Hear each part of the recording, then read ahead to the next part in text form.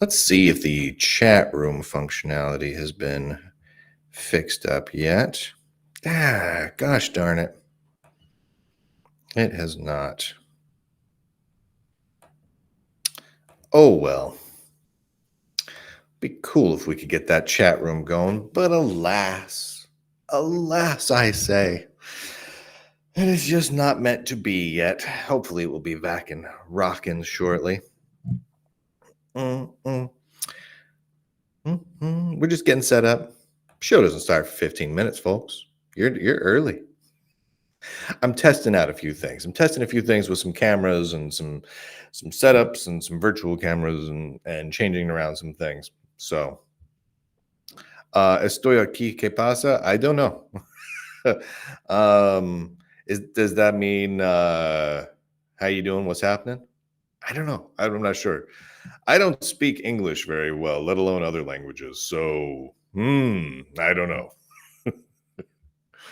Mm, mm, mm, mm, mm. Oh, oh, oh, oh. Oh, oh, oh, oh, oh. Oh, oh, oh. Mm, mm, mm, mm, mm. Mm, mm, mm, mm. I'm here. What's up? Hey, that's pretty cool. That's pretty cool. I now know more things. Yeah. Mm, mm, mm, mm, mm. Good morning, Wilson. Mm, mm, mm, mm, mm, mm, mm, mm, mm, mm, mm, mm. We're just slowly trying out a few things here. I had a power failure. Well, my power adapter went out on my nice laptop, and so I'm kind of jury rigging things around, and I'm using today as a test bed for some of the things I want to do tomorrow when we record Linux Sucks to make sure everything works right. We'll see. I'm hopeful. I'm very, very hopeful.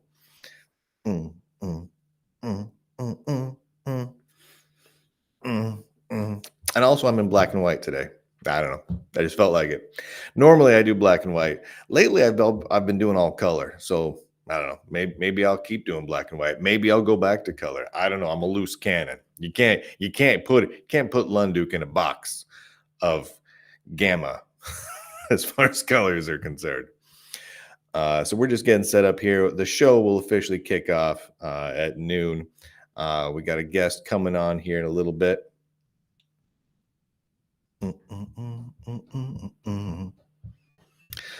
Zach says that all Lunduk shows should be in black and white. I don't necessarily disagree with that, Zach. The Zach Meister has a good point. Yeah.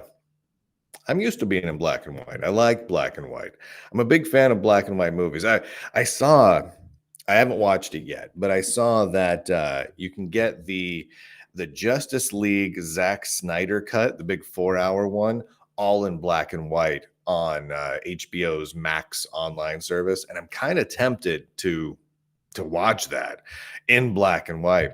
I've never actually seen the Justice League movie. I just never did, and so I'm tempted to make. Let me adjust my camera here. There we go. I'm tempted to make my one viewing the 4-hour Zack Snyder cut in black and white. I don't know. I feel like that would be awesome. I feel like if there's going to be an awesome version of that movie, that's the awesome one. I don't know if the movie's good or bad. I've heard a lot of people say mixed reviews one way or the other, so we'll see.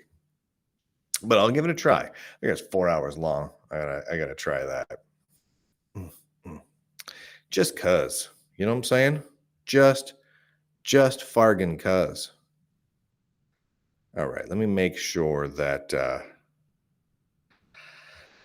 our guest today has the linky poo. Pretty sure I sent it. Yeah, I just sent it a couple minutes ago. All right, we're good. There we go. Boink. Good. Looks good.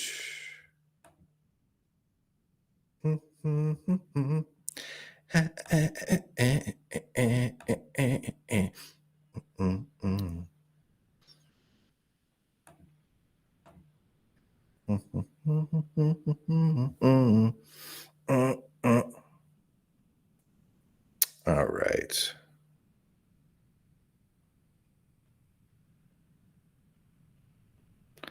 Yeah, that's what I wanted here. Perfect. Hello, DJ KN Dog. DJ Ken Dog? Nice. Uh, uh, uh, uh. Wilson says, I have not had TV since 96, and the last movie I went to was taking a friend and his three sons to see the Lord of the Rings trilogy. I mean, if you're going to end watching, movies and TV somewhere, you could do a whole lot worse than the Lord of the Rings trilogy. I mean, those were solid.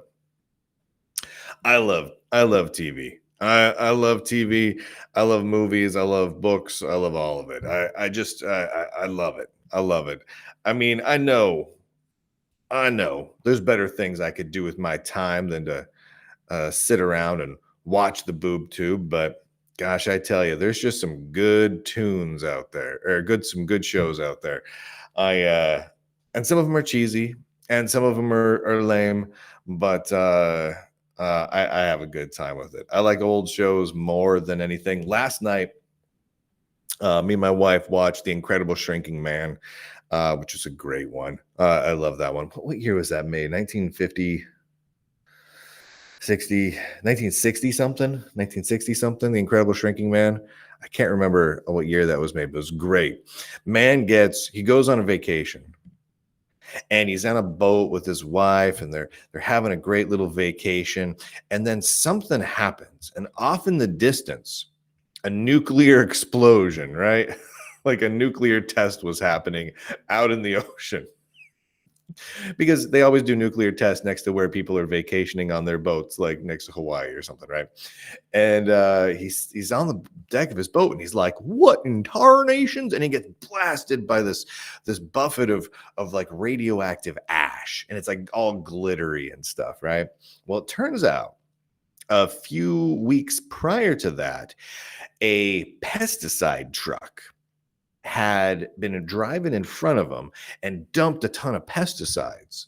So he got just inundated with pesticide.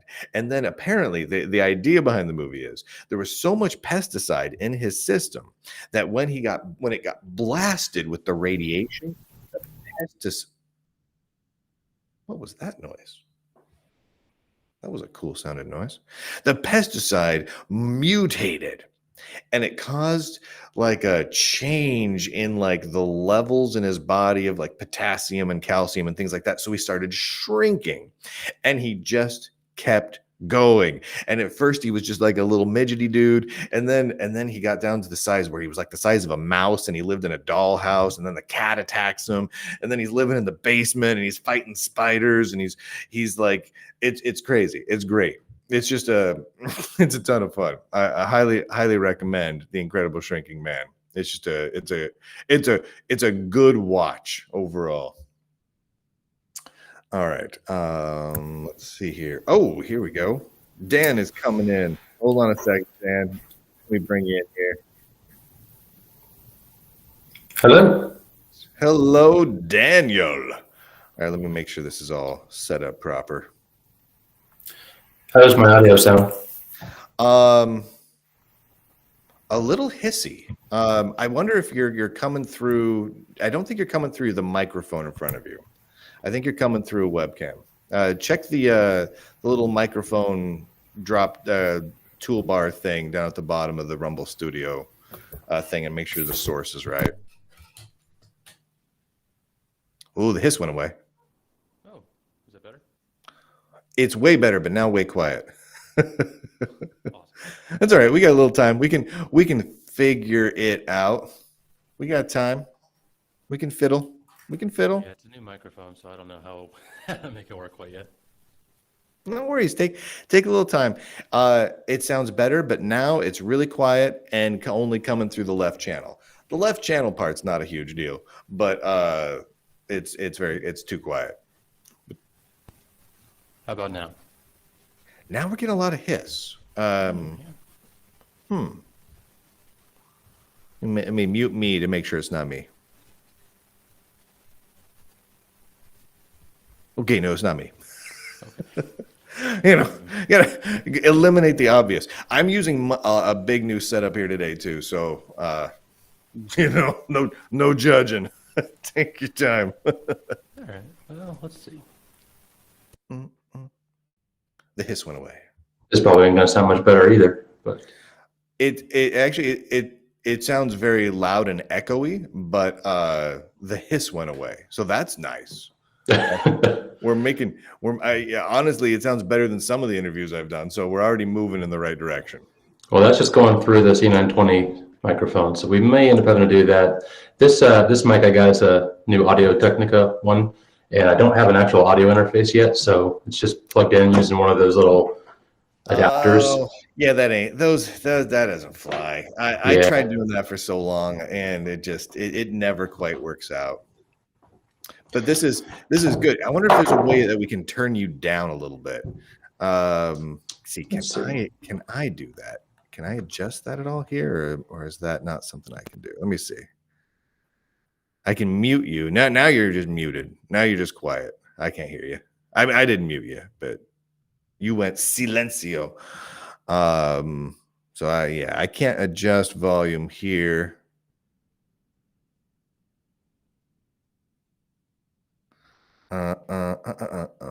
Yeah, I have no power. I'm powerless on my side. It's okay. Take a little moment, fiddle. Oh, I'm just here stretching. Anywho's, folks are just slowly rolling in, and I'm just stretching. Oh yeah, I was telling people because I can't hear you, but I had my power brick went out on my framework laptop, and I don't have a replacement yet. And so I'm back to a different laptop, and I'm using kind of a jury rigged setup. And so I'm hoping that it works out. DJ Kendog, the Shure SM7B is great. The only problem with the Shure SM7B is you need a good like tube preamp to make it loud enough without getting a lot of hiss out of it. But if you've got a good clean tube preamp, the Shure SM7B is tight. But I got to tell you, my favorite mic right now is the Yeti Nano. The Blue Yeti Nano is a USB mic, and it's what I've kind of settled on using right at the moment. I have a couple of different mics. But what I like about this one is it's crazy tiny. It has 2 patterns on it.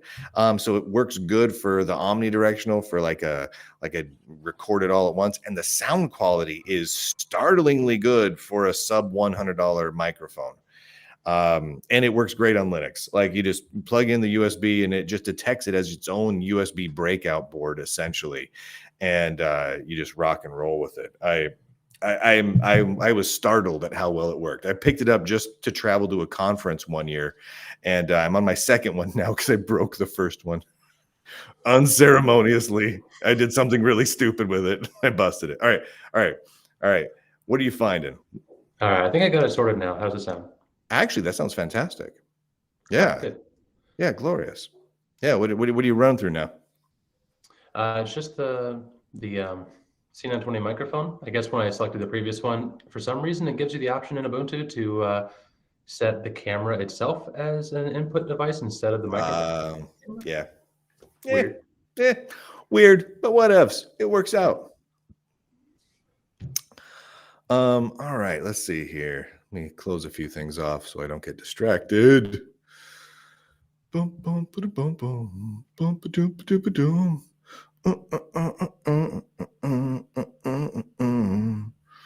All right, so it's just gonna be you and me today. I wanted to just have this be just us because I really want to. We can go anywhere that the conversation takes us because I don't really adhere to a strict thing. But I really want to focus on the digital exit strategy stuff because I feel like more attention needs to be paid to that topic overall. Your series on it was solid, and I feel like that one you'd be the right person for you and me to just have a chat about it.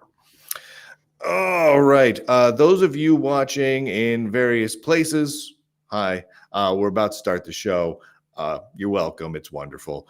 I will see the live chat from Rumble, Locals, and YouTube.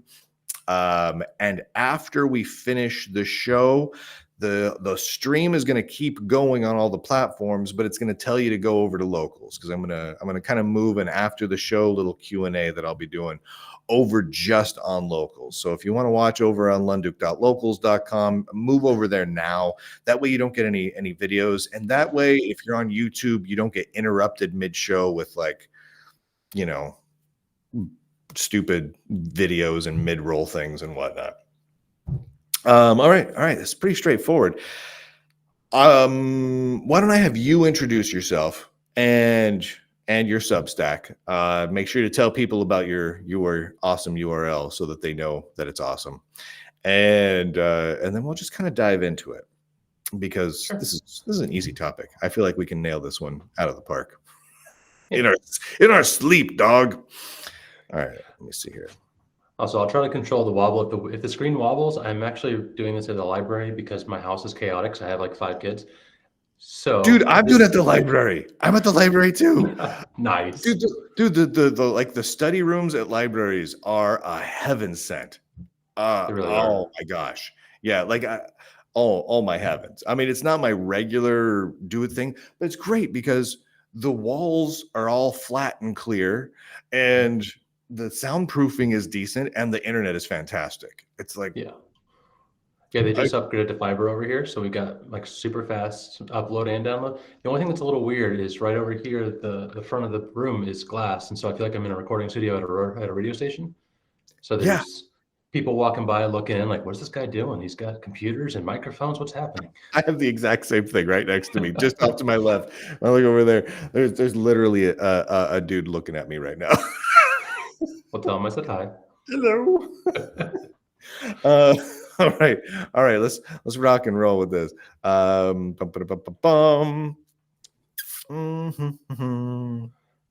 here we go. This is the Untitled Nerdy Chat Show for February 7th in the year of our Lord 2024. Hello, my name is Brian Lunduke. With me today is Dan Scott. You're Dan Scott, right? That's your last name? I do believe so. You're Dan Scott. I'm used to looking at your handle online. You're a member of the Lunduke Journal community. I've been reading your Substack forever, but I never think of you in terms of first name, last name. But now I am, and I have a face to it, and so I'll probably remember that. Tell people all about your amazing Substack because people need to be reading it. Hey, well, hi, I'm Dan, and I run the Retro Millennial over on Substack. It's at retropunk.substack.com because when I set it up, I didn't think people were actually going to read it, so I didn't think about giving it a proper title in the URL.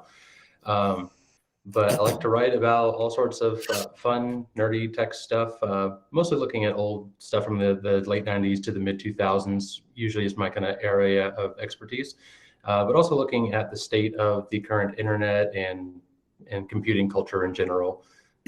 You've got a couple of pretty solid articles on there. Like he's right. Like if you want really good, like mid to late 90s articles and right around turn of the century stuff, he's got some really solid pieces over there. I definitely go check it out. Just again, retropunk.substack.com. Very worth it. But the reason he's here is not all of the other articles, because Dan, you wrote a series. Was it a 3-part series? Something like that. And on having a digital exit strategy. And I liked the way you framed this because it's a topic we've touched on at the Lunduke Journal a bit, and other people have kind of dabbled in it. But the idea of you need to have an exit strategy for your data, for how you use the internet, for how you use your computers, for all of it, for when things go wrong. because inevitably things go wrong, right? Like if you have all of your eggs in one online service basket and that basket gets lit on fire with kerosene, what do you do? Like, how do you save your data? Where do you go? What do you do, man? And I wanted to talk to you about this a bit because I think this is something people need to think more about. because it happens so frequently, and I don't think people realize how regularly things go wrong. You know what I'm saying? Mm-hmm. Yeah, that actually kind of happened to me about a year ago. It caused me to have to diversify my backup solution because I usually have at least 3 backups of my files. And my big backup is my offsite backup, which is I had been syncing through iCloud. And I decided I was going to upgrade my Mac to Monterey, which was not supported on there. So I had to go through the whole open core process. And in the process, I somehow managed to delete my entire backup out of iCloud and couldn't recover most of it. So it was a bad day. It was That's a about 3 bad days day. actually. Oh So my we gosh. ended up looking at other options now. So now I've got more backups than I could think of, and just kind of got me thinking about that. And actually, yeah, it's a 4-part series so far. I've actually got 3 more installments coming down the road. I just don't tend to sit down and write them all like in sequence, so they kind of come out sporadically months apart. Yeah, I know how that goes. No judgment there. But so what do you? This always happens. I mean, everyone who uses any sort of not just online backup service, but any email service, chat service, a social media network, collaboration tools, anything, you eventually get bit by it because these companies, they don't last forever, even though people think they do. And even when the companies last forever, shoot, it seems like Google and Apple and everyone else, they shut down services like the wind. They shut them down faster than they can make them half the time. So since everyone gets bit by it, what do you right now use? Like if you were to sit down, let's put backup off to the side for a minute because backup is important.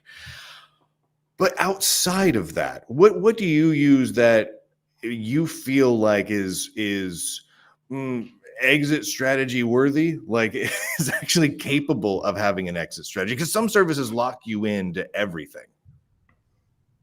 Well, my solution to that is try to minimize the amount of services that I'm using in general. That's cheating, though. That's cheating. I mean, I don't know what to tell you though. That's kind of the workaround for it. I mean, I guess so.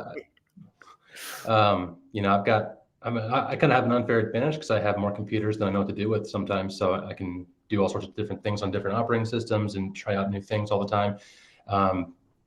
We like to watch TV shows, movies, and stuff like that, and so we still have streaming services for that. But slowly over the course of probably about the last year and a half or so, I've started rebuilding our physical media collection for DVDs. I even still have some VHS tapes. Yes, physical media as well. is king. Yes. Right now, there it is. I can't. There we go. I'm backwards. So I got my Game Boy going to Pokemon Red. Music-wise, I've got an old iPod right here. So I mean, that's kind of where I've gotten to. Is just going back. Wait a minute. That's awesome. So you're hanging out, rocking a Game Boy Color, and you've got your iPod. That's living the dream. I feel like that's kind of like cherry picking some of the best of portable computing and just saying, you know what? I don't care about modern advancements after this point. I'm just going to go with where it was the best and stick with it forever. Are those your go-tos for music and portable gaming? Like, do you have other ones you kind of jump between? Like what do you do for all your portable computing? I want the full brained up on this. All right. Well, okay. So I keep way too much stuff in my bag too. That's part of the problem too. So I got my 2DS. Got a 2DS there, and I've hacked it. So I got all sorts of emulators and all sorts of old stuff like that. Dude, okay. Side note: is the 2DS and the new 3DS, are they not just the best little portable emulator machines? I did the same thing. My wife bought me a new 3DS right before Nintendo, shelved all of that. And I immediately went out and got myself one of the little carts that let me put an SD card in it, and I used that to homebrew it and hack it and all that. I opened the thing up with my little jewel screwdriver and put in a new micro SD card and just filled that sucker up with just every random bit of emulation I could. And oh my heavens, it's fantastic. Like my kids have, switches and things like that. But shoot, half the time they just want to borrow my 3DS so they can play all my old like Genesis games. Like it's just it's amazing. And it doesn't even make them anymore. But they're amazing. Yeah, well, and the thing is too, like if you like Game Boy Advanced era games, like for instance, I've mentioned in a recent article that I've really been into Pokemon for a long time, particularly the first couple generations of it. And in the third generation, they remade the first generation games, but with the updated graphics for the Game Boy Advance, and they run like garbage if you try to play them through an emulator on the DS. But there's a tool that I'll see if I can find it and I'll share it over on Locals. There's a tool that you can get that it converts the ROM file into an actual CIA file that you can then inject onto As the a DS. virtual console, yeah. Right, because inside of the DS and in the 3DS and 2DS, they still have the actual Game Boy chips in there, so there are Game Boy Advance chips in there, so that you can still play those games as if it was on real hardware because the original Amazing. DS was backward compatible, and it's wonderful. It plays flawlessly when you do it that way. It's amazing. Yeah, I know we're deviating very far from digital exits, but I mean, this is in my mind is part of it because I find video games to be modern video games to be incredibly frustrating because I love video games so much. I used to work for video game companies, and this is my wife used to work for Nintendo at the same time as I worked for Microsoft during the Xbox launch. And I was the building at Microsoft I worked at was literally across the freeway from the Nintendo of America offices and where my wife was working. And so we over at Microsoft plastered these big projection signs talking about the Xbox launch and how it was going to destroy Nintendo so that the Nintendo of America offices across the road could see them. And we had all these things going on. Like it's a core part of like almost my family life. And modern gaming, like the Nintendo Switch, is a quality handheld console in a lot of ways, but it really ties you in to the Nintendo online services. Like they make it so that regularly they do these digital sales of some of their top tier games that are so cheap in the digital form that you're like, well, I could go and buy this for $50 in the store, or I could buy it for $9.99 in digital form. Okay, so then I'll buy it in digital form because I'm cheap and I want the $10 one instead of the $50 one. But then I'm locked in. Then I have to just use their store, which I know eventually is going to get closed down. And I know eventually the store will be closed and my hardware will be dead. And even if I get a piece of replacement hardware, I won't be able to restore all those games because they're gone because Nintendo has moved on, just like they've done with all past generation stores, like with the 3DS and the Wii U shop and everything else is all gone. And so you want to have the physical media, but it's hard to do when these companies like Microsoft does the same thing. They have the Xbox Pass, which makes it cheap to get all these games. But again, they're temporary. And as soon as you don't subscribe, they're gone. Or to buy them digitally, which a lot of times costs like a third the price of buying the physical version. And so it's hard to resist. Like your kid wants a game. Oh, I could spend $12 or I could spend $40. Which one am I gonna I mean, not that $40 is the end of the world, but shoot, $12, yeah, I'm gonna save that. And then you're stuck in this in the world's worst silo that has no exit. And so I love it when I see people like you who are out there rocking not just their 3DS with an emulator, but an actual old Game Boy Color, because that's just like saying, the heck with you, man.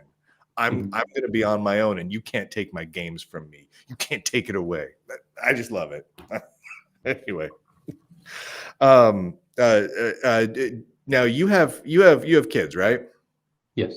Yeah. How old are your kids?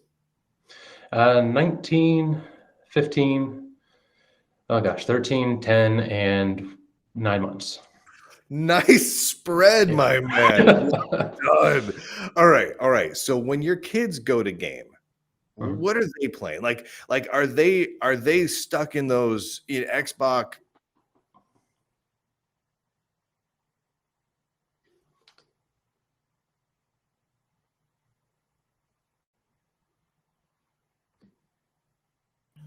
Hello? Can you Hey, hear me? You there? I hear you now. You disappeared What for a second. the heck's going on? Oh my Hey, back. Are you back? I'm back. Hey, was that me or was that you? Oh, that was me. What in the heck was that? I don't know. What in tarnations is this garbage? I hear you, but I don't see you moving. This is retarded. Oh my heavens. This is kinks that got to get worked out. Can I oh my heavens. What hold on, let me oh my heavens. Dude, have I told you yet that Linux sucks? Oh, look at that. Oh, look. Hi everybody. Oh my Hello. word. This is Hello, pineapple shirt. so hi there. Hi there, everyone. Hi. Oh my heavens. All right, let's try and go back up to this. My goodness, this is ridiculous. This isn't for those of you watching at home. This is not a problem with the internet. This is a problem that you occasionally have when you've got Linux and you're trying to run Linux for your production machines, and it just will randomly, especially on the latest versions of the kernels, it will randomly lose some of your webcams. It'll be like, oh, you have a webcam. No, you don't. Yes, you do. No, you don't. Yes, you do. And it freaks everything out. And it just look at me now. Like I'm in, I don't even know what sort of desaturated color I'm in right now, but I was nice and schnazzy and whatever, man. Friggin' A. We'll just keep going. Sorry. I just think it's funny how regularly this stuff tweaks out lately. Linux didn't used to do this so much. It got to this point where it was solid, and the last couple of kernel updates, USB webcams just go retarded. It just, but on the gaming front, right? So like my kids like the Switches, but it is hard. I want to get them away from that, and I almost would prefer them just to play older games because I know that they can't be taken away from them. You know what I mean? Like I don't know. What are your kids using? Well, my oldest tends to prefer. He's got an Xbox. He saved up his money and he bought his own Xbox, and it's an Xbox One S. And so he'll play that. He plays a lot of the online ones, like Fortnite and Destiny and things like that. His little brother plays with them too sometimes, mostly for the community aspect of it because we live kind of out in the country. So this way they can, have some time with their friends. But when it comes to actually buying the games themselves, if there's a physical option, I think I've indoctrinated them enough to prefer the physical option when they can. But they do like to go back and play the older games too. I used to have a whole retro setup in our den that I had to take down and put away because it was just taking up too much space. But with a big old CRT, TV, and I had a PlayStation 2 and the Xbox and the Super Nintendo and the N64 all hooked up. And they used to play that a lot when it was out, but now it's just kind of in the closet. So whenever I do get it out, they like to play them. But yeah, no, I think that they understand the nature of services and of online media that or digital media, that when you get those things that you only have it for a limited time, and that when they decide to pull the license for it, you can't use it anymore. So it seems like, so with Nintendo's going this way, Sony's going this way. I mean, now Microsoft has, an optical drive-free Xbox, like the newest Xbox. With everything going digital, obviously there's going to come that point where there's no escaping it unless you get a little shady and hack it and root it and back everything up and whatnot. And that seems like that's the only recourse outside of either only buying physical media, but even that gets a little iffy because a lot of the games require updates day one, or B, you have to go to services like GOG.com or something like that, where you can back up a DRM free version of the game, but that's not really an option on the consoles.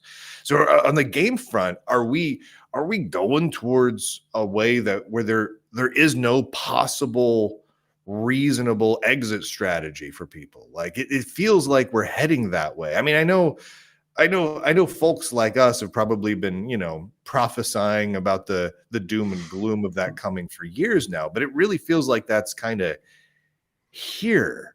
And that kind of bums me out. Like, do you think we're gonna in 5 years it will be possible to even have the equivalent of a digital exit strategy from Nintendo and Microsoft and all these others from a gaming perspective, or are we just doomed? Yes and no. I think that there will probably be a legally shady way of making it work, but as far as like just being able to Only shady, right? Like that's the only way. right. And so like you're like we have a Switch emulator right now that is pretty functional. I'm not really spent too much time with it, but from what I've read and what I've heard about it, it seems like it's a pretty good option. Um, but even like when you get into the idea of there only being nothing but digital, then the question becomes, okay, well, how do you circumvent the DRM that comes along with that?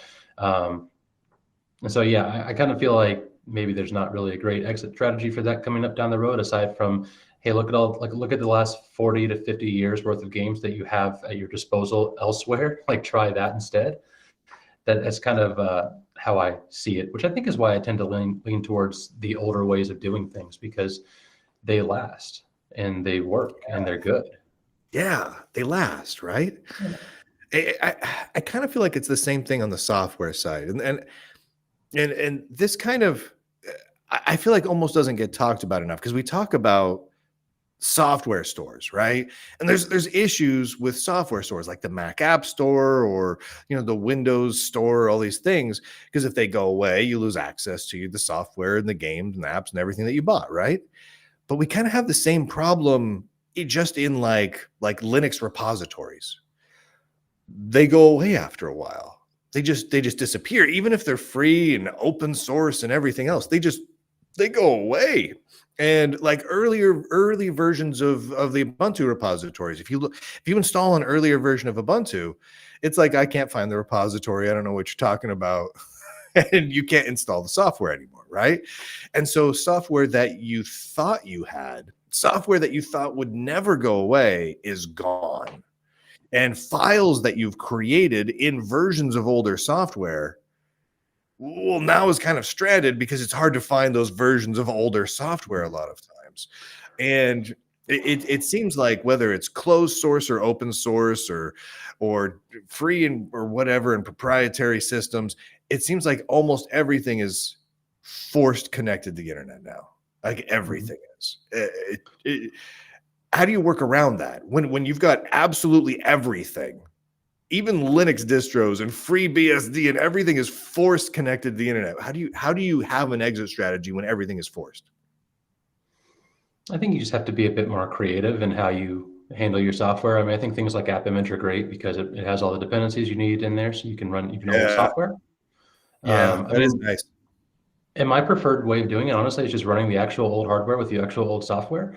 So, for instance, like I'm currently writing an article on how there's a lot of similarities right now in the film industry with the video game industry in 1983 prior to the crash. And I'm writing that on an old D810 laptop from like 2005 running Windows 2000. And nice. It's a wonderful experience, but you do get some compatibility issues with that kind of stuff too. Like one of my other machines that I really enjoy writing on is my old Power Mac G3, the blue and white model. And that is a pain in the butt to get files off of. The only way I found to actually do that is to enable FTP in order to connect into an FTP server, so that way I can get the files off. But I write the files in AppleWorks. And so in order to convert it from an AppleWorks file, I have to open it in LibreOffice, then convert it to whatever other format I'm going to, because the new stuff won't work with it either. So there's a lot of okay. I have to drill down into a little of this, because you dovetailed into several things that I worked on. So okay, so on your blue and white G3, what OS are you running? A OS 9, I'm assuming, or early OS 10? OS 9 2.2. Okay, that's the right way to go. By the way, there's only one correct answer, and for that machine, that's the right way to go. AppleWorks though, Dude, come on, man. Come on, man. I'm sorry. I'm no Microsoft fanboy, but the Microsoft Office from that period is far superior to the Apple Works of that period. I'm just gonna put that out there. What on earth? What on earth would compel you to use Apple Works from that point? Is that Apple Works 6, I'm assuming, right? Mhm. Okay. Why? Why would you do that to yourself? There are two reasons. First off, it was free. It was already on there. And I'm kind of It's a pretty good reason. and the second reason was because they actually released an Apple Works 6 for Windows XP, and so I wanted to test the compatibility between the two, which is not good, by the way. It doesn't They work. did do that. Yeah, they did do that. Oh, all right, all right. I'll let you have that one just on the pure curiosity of testing the between the two. But also Windows 2000, yeah. Every now and then I go back to Windows 2000 just for a little bit to kick the tires, and it is a phenomenally pleasant experience. It is, it's not overly intense with the online activation and features. Once you get it set up, it's just there and it works and it doesn't tweak things and it's not checking for things in the background and connecting to the random internets all the time. It's just such a nice, pleasant experience. I would love to see that, but with all the modern drivers. You know what I mean? Like that, but with support for all of the hardware and everything that I've got nowadays. I would be in heaven. If Microsoft came out with that tomorrow, came out with Windows 2000 Part 2, and it just had all the drivers from Windows 11, and that's it. Everything else, nothing else really changed. I might stop using Linux. Like I might stop using other operating systems because that's just quality, man. It's just such a pleasant experience. What are you writing on? So what like an Office suite? What do you got going on there on 2000? That one, so I just used what I had available. It's Microsoft Works, but it also came with Word 2000, I believe. So, Nice. Nice. yeah. All right. That's totally reasonable. That's prior to the time when Office went totally off the rails and started getting janky. So accepted. Totally accepted. All right. All right. All right. Back to this. Now I like the idea because I do much of the same thing as you. A lot of my writing is done in what people would consider to be weird ways. Like I'll do a lot of my writing in like terminal editors, or I loved for a period of time, I had an old PowerBook 180C, and it's a 68K PowerBook, right, with 256 color screen. I mean, it is old and janky by any modern comparison. But the keyboard on it was so great. It was so distraction free and it just felt so good. It was such a pleasant writing experience. But I had the same problem as moving files off of it was a royal pain in the butt.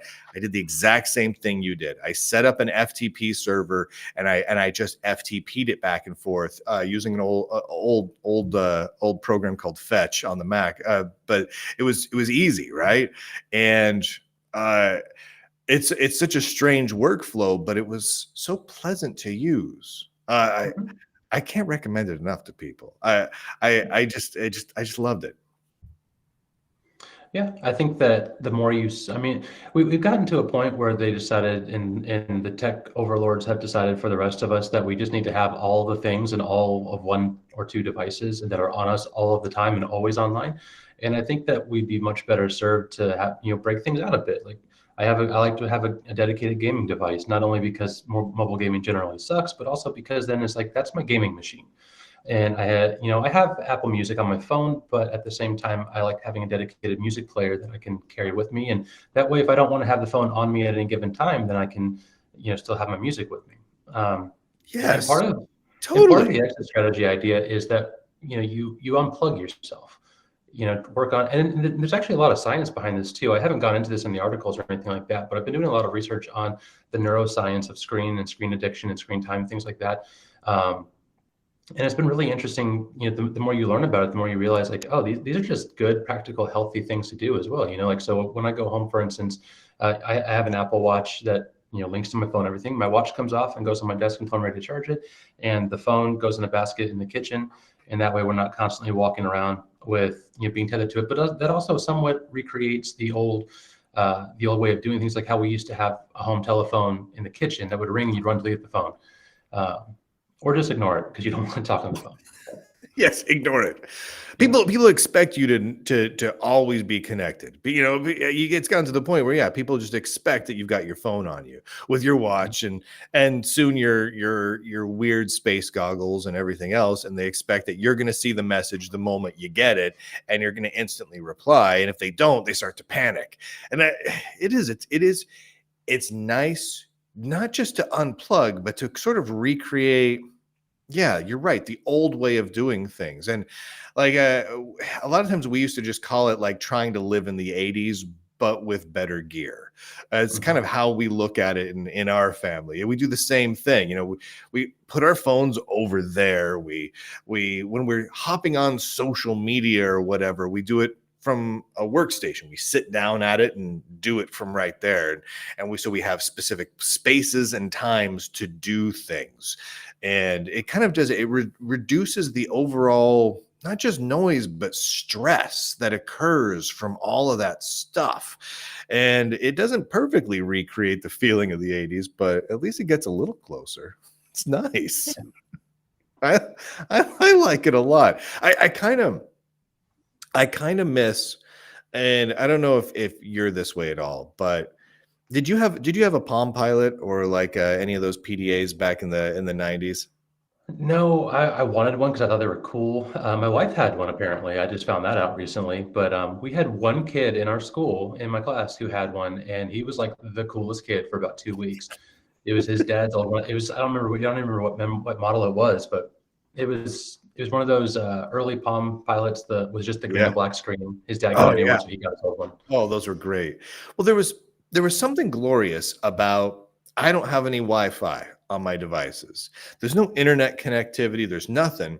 And so every day, once or twice a day, I'd stick it into a cradle. Like it would not just a USB cord that I'd plug in, but an actual physical cradle. And I'd plug it in and it would make a friggin' noise. It'd go broom, and it would sync files back and forth and notes and all these sorts of things. And while I recognize that having like a phone, like I've got this phone here and it's nice and everything like that, and it's cool that I write a note and it's instantly synced to the cloud and everything has it. That's cool. There was something amazing, something tangible about my file is here. I'm holding it. Now I'm going to sync it. Now it's in 2 places. And I just did that. And when I'm using it, I'm totally disconnected and no one can modify it. No internet going down can cause problems for it. I'm offline. Everything I do is offline until I decide I'm not. And now we kind of have the reverse thing where we are online. Every device is connected to every other device until we decide it's not. It's flipped.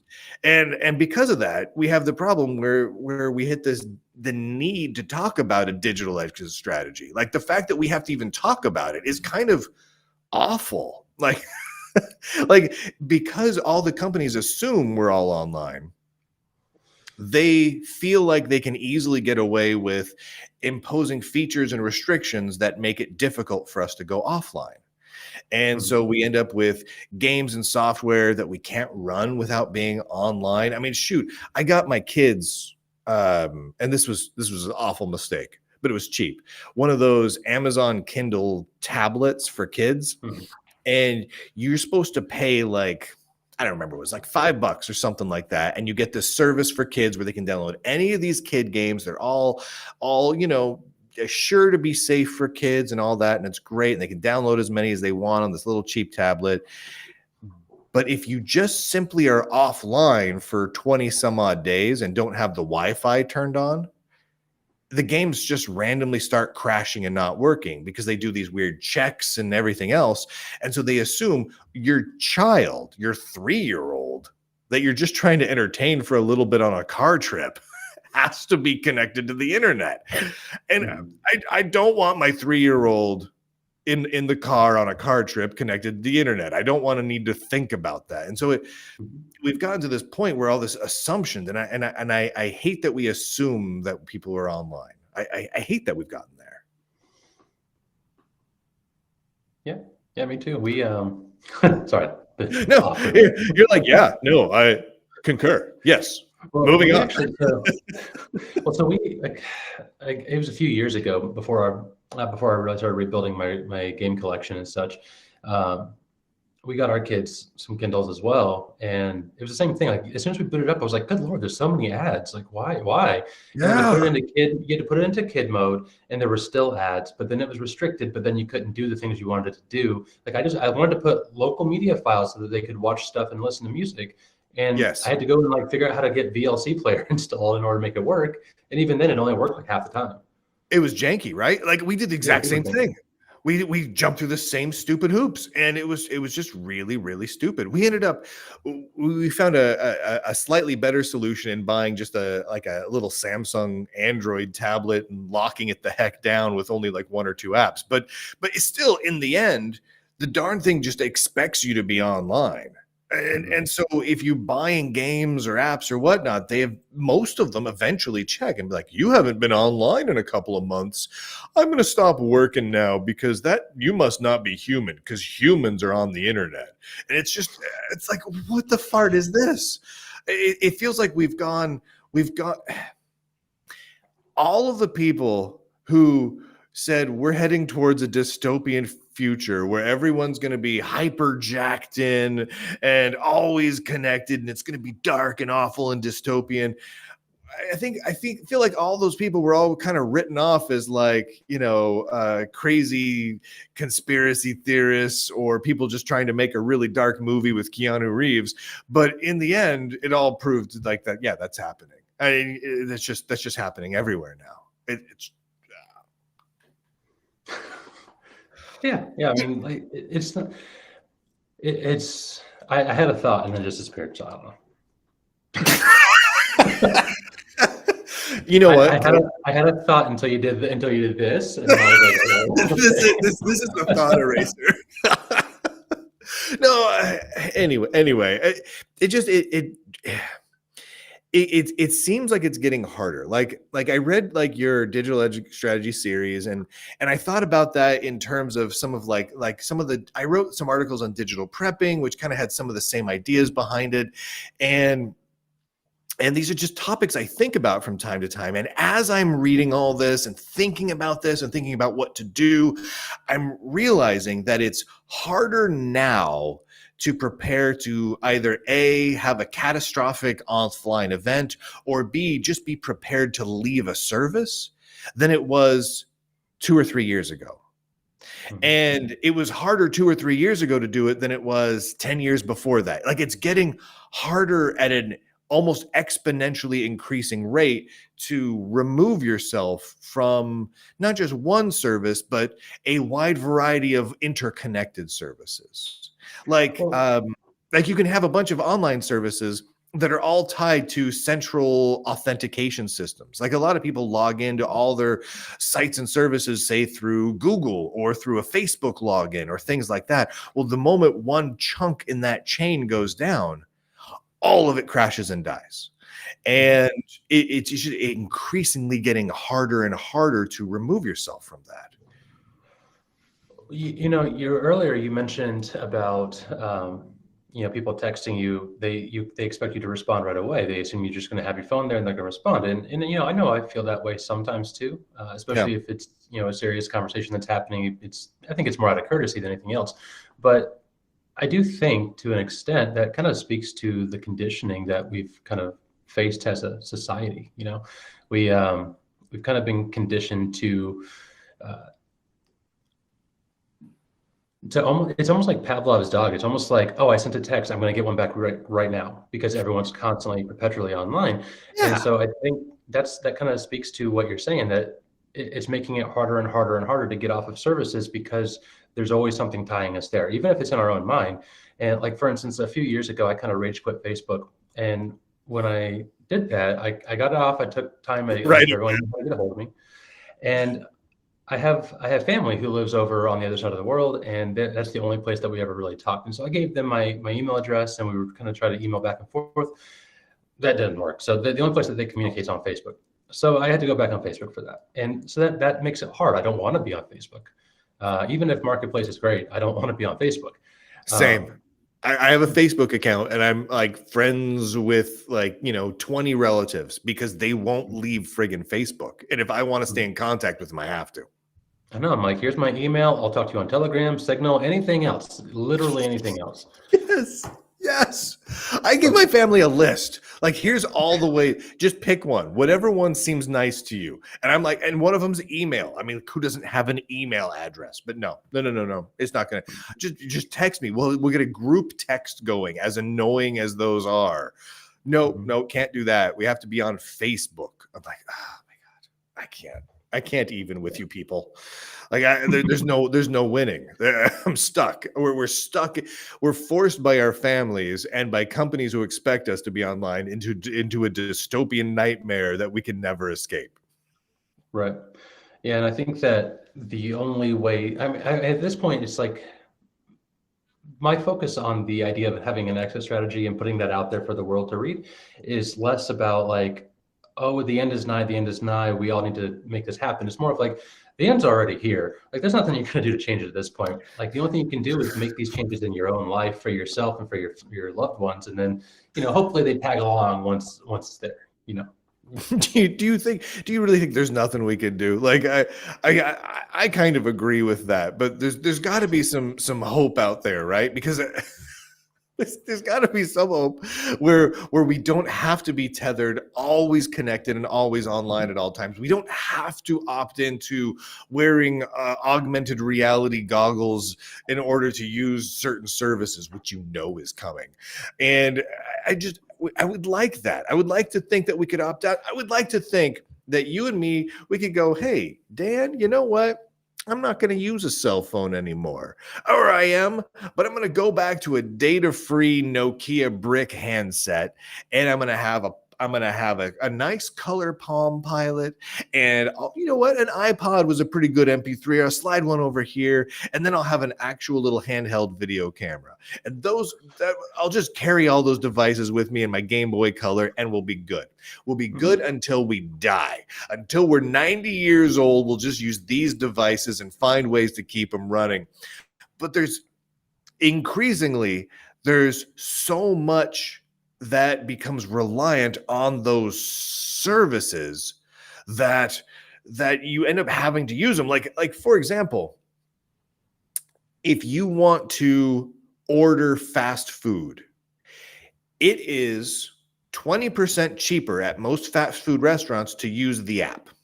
So there is now a tax for not using an app, right? Like if you go to McDonald's, and I'm not advocating people go to McDonald's, but sometimes if you have kids, they demand you go to McDonald's. You're stuck with it, right? So I go to McDonald's, the big old sign up there, you save 20% if you use their app.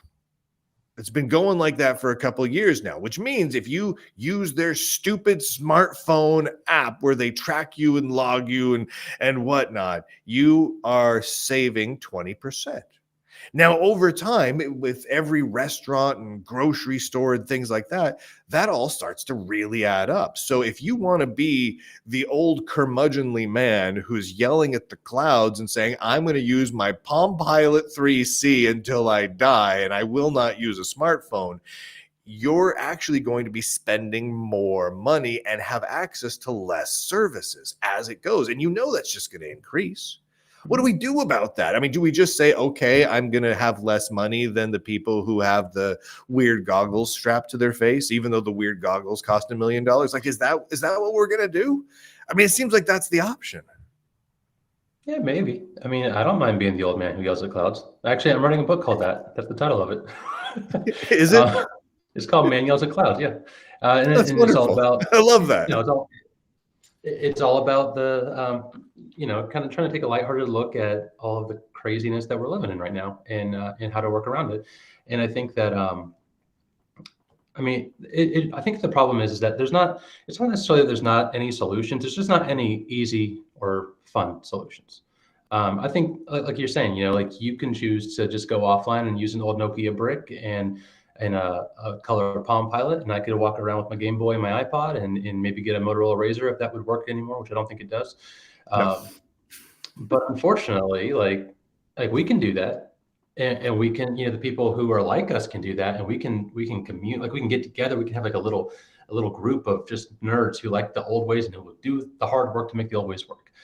Um, but until the average person is okay with doing that work, they're gonna keep going to whatever's easiest. And so I feel like that's why I'm writing the articles I'm writing, is because it's really written more to the normies and less to like the really technical crowd, because I'm like, you guys already get it. Yeah, we're on board. we're And so I'm like, we're already we yell at the clouds in our sleep, man. This is what we do. and so it's really written more to be like, hey, here's some easy ways to kind of, it's almost like someone who's trying to quit nicotine or smoking or drinking or whatever. It's like, here's a few easy steps to kind of step down from that. Like, don't go cold turkey, just try these little things, so that way when it gets too much for you and you feel like you've had enough, you have an avenue to go.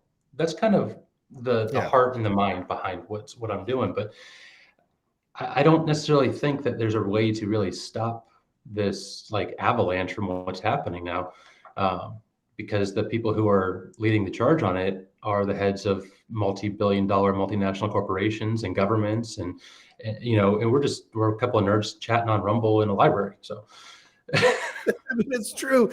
But I mean, people like it, right? Like, I mean, people got excited. Like, I mean, watching like the Apple Vision Pro headset launch, people get excited about it. Now, I don't know what ultimately their sales are going to be like or what the product success is going to be like in the future, but right now people are jazzed about it, and it's above and beyond what you'd expect even from a normal Apple product launch. You know what I mean? Like there wasn't quite this level of crazy excitement for, say, a new MacBook, right?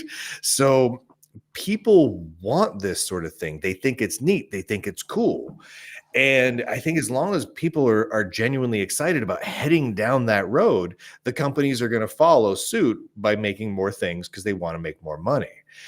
And I think people genuinely want this. I think people want the dystopian future. I think most people, when they watch the crazy like 1980s and early 90s movies about the dystopian tech future where everyone's jacked in all the time and everything like that, it's really intense, and they always have their goggles on and they're always walking in a virtual world where they're not really real. I think people look at that and say, cool, I want that. That's what the world should be like. I think most people like that. Mhm. I now obviously I think we're different. I think the people watching this weird video where I'm all desaturated and my video didn't work half the time, I think we're different than most people. But I think most people want it. And if most people want it, it's going to happen. Then what happens? Are we just the people that can walk around and we see the world and everyone else is jacked into the matrix, basically? Is that the future we've got in store? I mean, maybe, but I think the thing that is good about the technology that we have today is that there is an opportunity to reach people. Like, I wasn't super into technology when I was a kid. It happened more once I got into my late teenage years, 18, 19 years old. And so um, I think I was in my early 20s when I switched to Linux and started learning more about it that way. And honestly, I was kind of into the newer stuff for the longest time. It wasn't until I started finding guys like you and the 8-bit guy and LGR who were talking about these old things. I was like, hey, I remember that. That was really cool. I want to go try to experience that. And that's what kind of drew me into it. And I think, honestly, I think it's also kind of a waiting game. Like, some people are just going to always want the new stuff. And they're always going to want the new shiny. They're always going to want whatever's easiest. But then you're also going to have some people who are going to think back and be like, hey, that was the way I used to do it, and I liked that. Or this is something that It was maybe I want to see cool. if I can make that work again. It was cool, and like even like my kids, for instance, there was probably a couple months ago, I came downstairs and my two older boys were sitting on the couch with my Windows 2000 laptop, going back and forth to see who could get the high score on Space Cadet Pinball, and that was a great feeling. It's like that's a proud parenting moment. That's a good And moment. Nicely done. yeah, I mean, they think this stuff is cool too. Like, they don't think it's as cool as I do, but they like it and they like using it. I've got a 2008 white MacBook that I dual boot with Snow Leopard and XP, and and they use Not that to play old XP games. Like they were playing Zoo Tycoon not that long ago, and there's lots of cool It's a things to fun be found. game. I think it's just right. And I think just as the more opportunities that we give people to see the cool things and to experience them, and like honestly, a lot of the other things that I've gotten into as far as these old computers and stuff that I collect, it's things that I remember seeing and thinking were cool when I was a kid. And now I'm an adult, and it's not even that I have to afford it. Like I'm in a privileged position where people just give me stuff.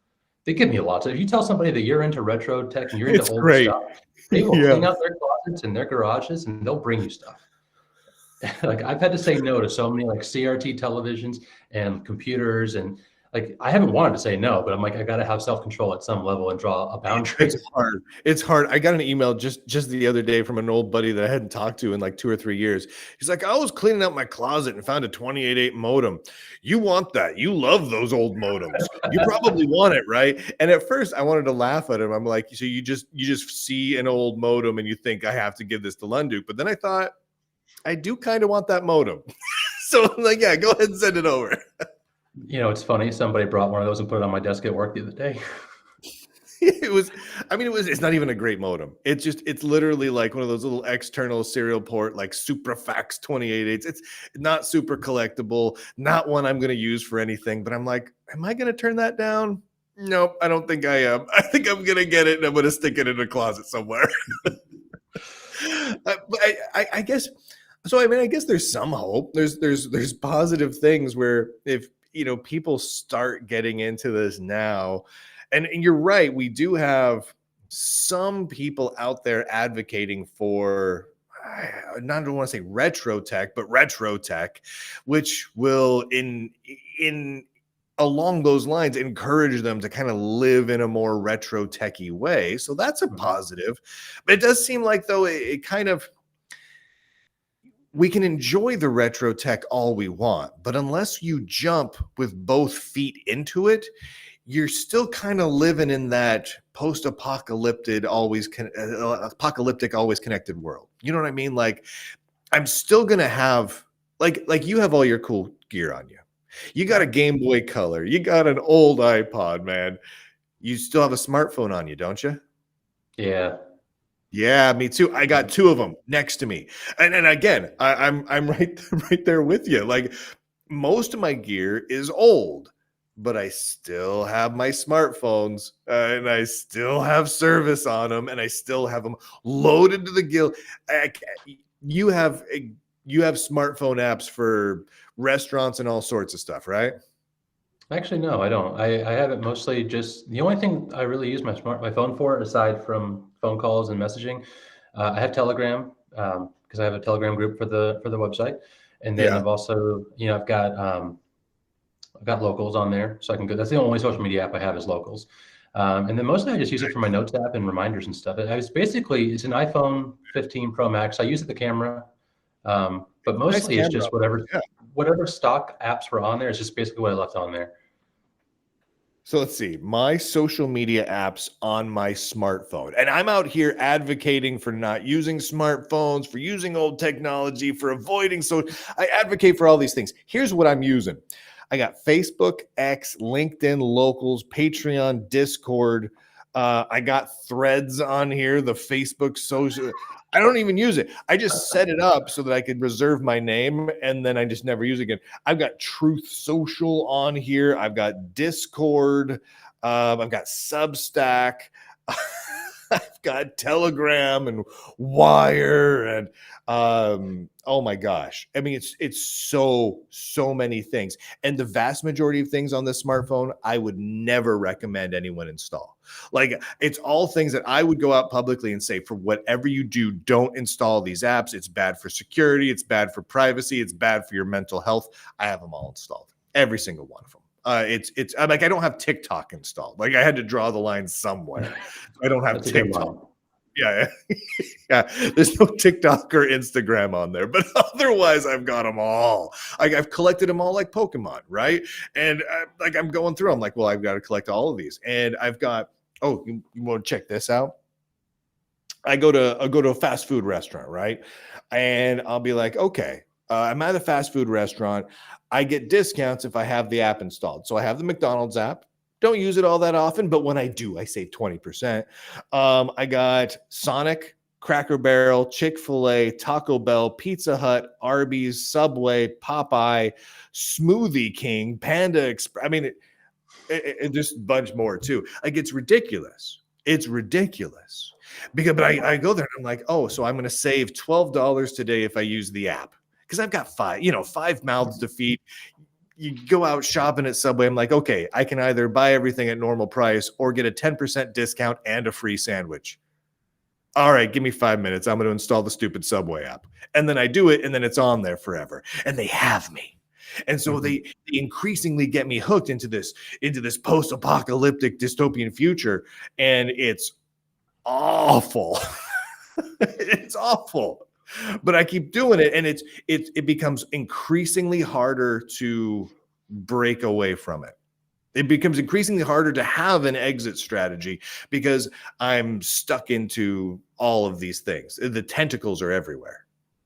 Yeah, well, and it really is. I mean, at the heart of it, it really is kind of a lifestyle change in general. It's like when you go on a diet and you lose a bunch of weight and then you gain it right back. Like that's happened to me so many times. Like I'm working on losing weight right now, and I'm sure that once it's done, I'm committed at this point. I'm changing my lifestyle. I'm not going back to that.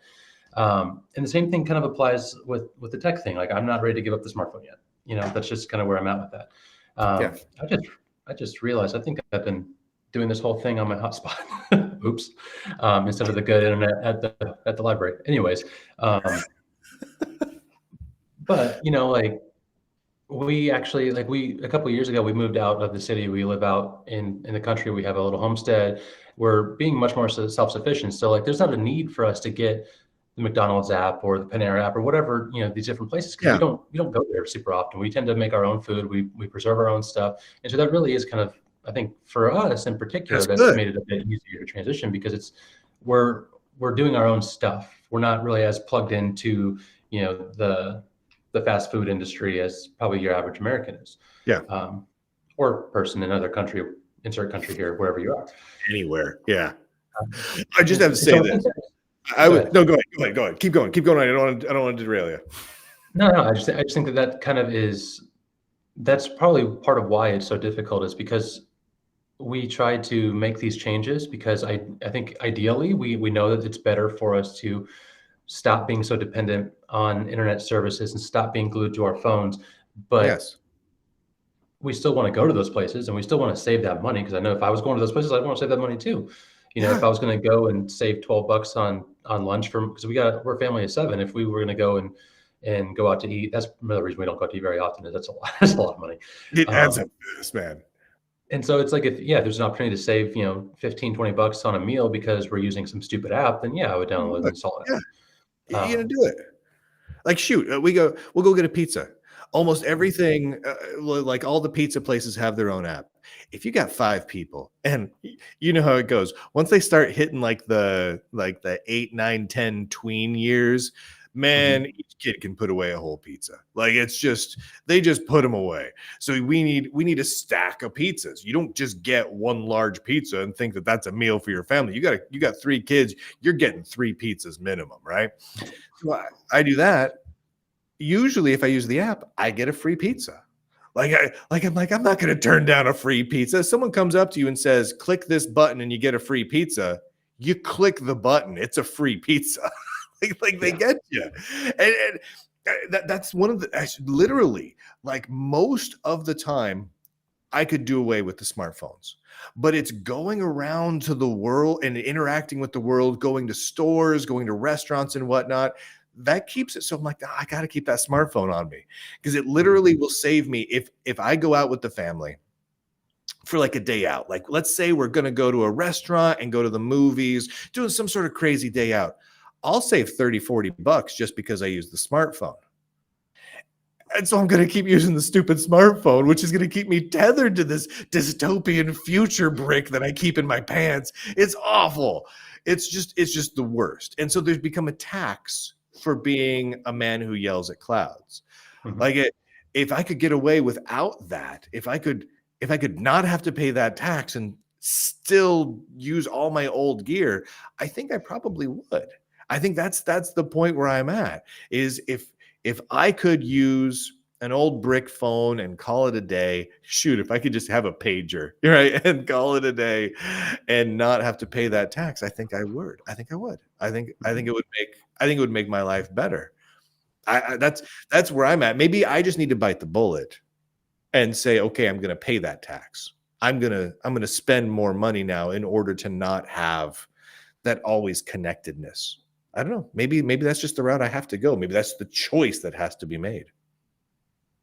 Yeah, and it's a hard choice to make. I mean, I think that's why, in the way I've been writing the articles, like I said, it's kind of for the normies. And the thing I've tried to emphasize in it is like, take baby steps. Make a plan and stick to it, and eventually you'll get there.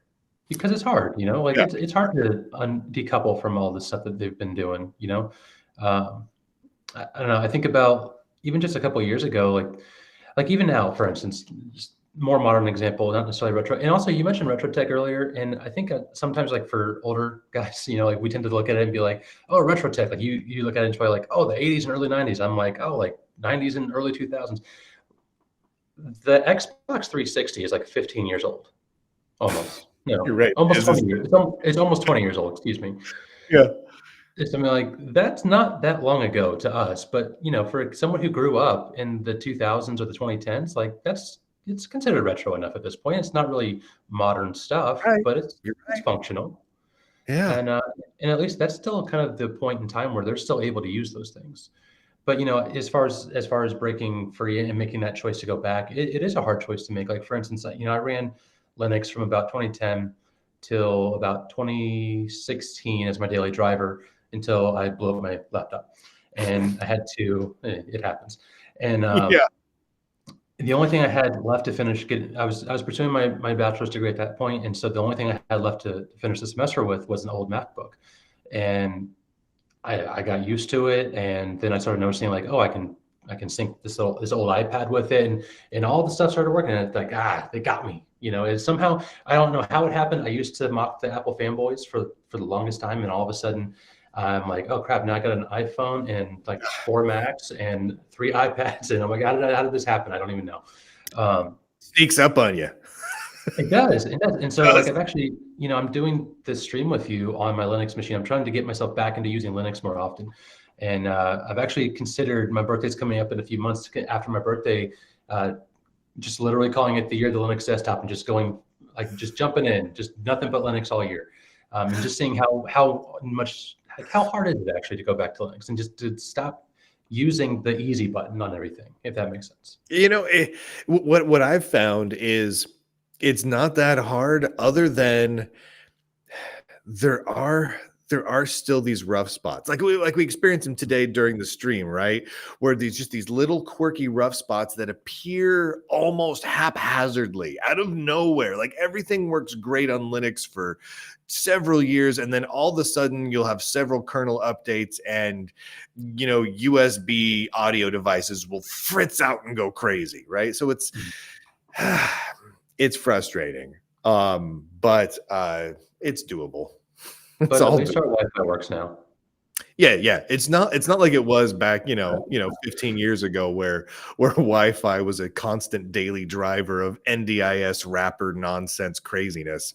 So yeah, Wi-Fi works fine. Oh, it's some other problems that we have nowadays. All right. Scott, thank you for joining me today. Everybody, seriously, I'm looking at this right now. Retropunk.substack.com. He calls it the Retro Millennial. It's a genuinely fun podcast and article site over there on Substack. It's actually worth it. Plus, Scott's been around in the London community for a long time. Good people writing about good stuff. And I if you ever finish the Man Yelling at Cloud book, I want to read it. So send me a digital copy if you ever get it finished. Anyway, is anything else you would like to add? Anything you got coming up? Anything you want to talk about, Scott? Not a whole lot. We right now the big thing we're doing right now is I've got a bunch of articles I'm working on, but we just launched the Great Pokemon Challenge. That's why I got the Game Boy. We're trying to go through the entire one game from every generation of Pokemon from the beginning to the present. So I did a poll on there. So right now we're playing through Pokemon Red. If you want to join us, it's a lot of fun. And then Yeah, I'll have an article or something posted over on the site with the final results. That way, if you want to play through them, if you have them available, you can emulate them or whatever. I'm trying to play physical hardware when I can, but Oh, yeah. it's going to be a lot of fun. When you can. My daughter just started playing the Game Boy Color Pokemon trading card game. That one was a solid one. I enjoyed that one. Yeah, that's just good. Because she likes playing the Pokemon card game, but it's not always convenient to do with people, so she gets to hone her skills on the Game Boy Color. All right, everybody, again, go check it out. Retropunk.substack.com. One of the if there was like 5 good tech substacks you should subscribe to, it's this one. This one's definitely in that top 5 list. So solid work, my friend. All right, everybody. With that, ladies and gentlemen, boys and girls, nerds and nerdettes all across the inner tubes, I do declare end broadcast. Done. Easy. Super easy. Ladies and gentlemen, I'm going to click on a few buttons, and YouTube and Rumble and X are going to go away, and we're going to still be streaming over on Locals for a little bit if you want to come join us over there, but we'll just be hanging out over there for a little tiny bit if anyone wants to ask me questions. Scott, you can hang around, you can jump off. You're on hot spots in libraries, so no worries, but thank you for hanging out with me, my dude. It was good. Yeah, I It was appreciate very it. good. It was fun.